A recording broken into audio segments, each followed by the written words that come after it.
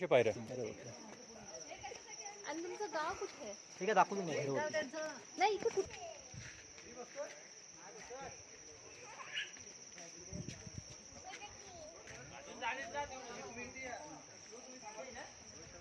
ते शिवाजी महाराजची वंश आहे ती उभी आहेत ना.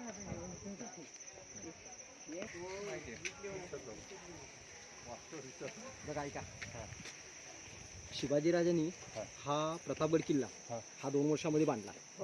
आता हा एवढा मोठा किल्ला 2 वर्षामध्ये बांधला.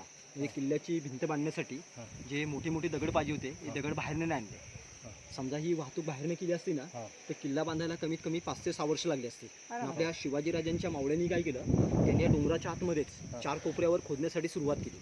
आता खोदकाम करताना ज्या ज्या ठिकाणी खड्डा झाला पाण्याचे झरे मिळाले, म्हणजे पिण्यासाठी पाणी पण मिळालं आणि किल्ला बांधण्याचे दगड पण मिळाले. त्यामुळे प्रतापगड किल्ल्यामध्ये पाण्याचे तलाव किती आहेत? 4 तलाव. आणि 4 तलावांपैकी ना पहिला तलाव आहे साईडला.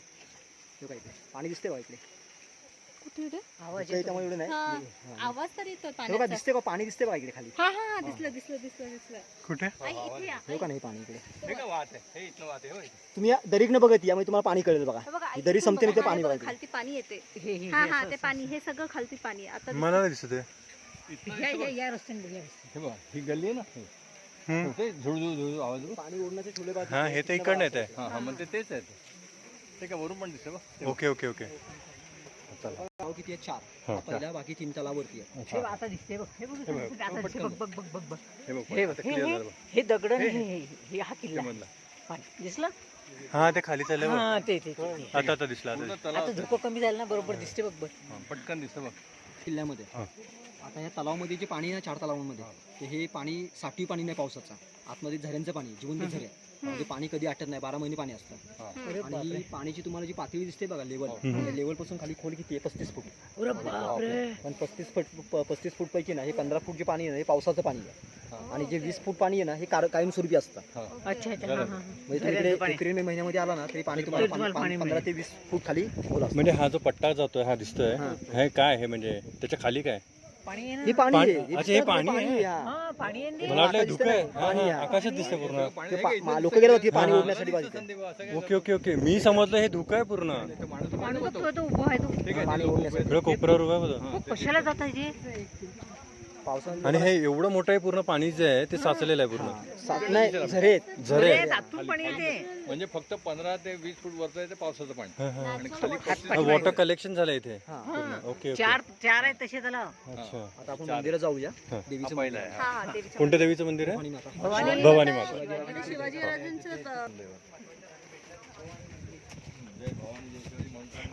नाही मंदिर म्हणजे बरेच मंदिर त्यांनी सांगितलं, तर मला वाटलं अजून कुठं.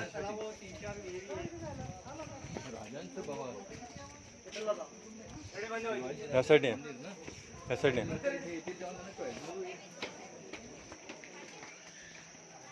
लोकांनी बघितल्यानंतर एवढी माहिती कोण देईल? म्हणून तर मी तुम्हाला म्हटलं की तुम्हाला मी हा राजमार्ग दाखवला बघा. शिवाजी महाराज पालखीमध्ये बसून मंदिरात यायचे.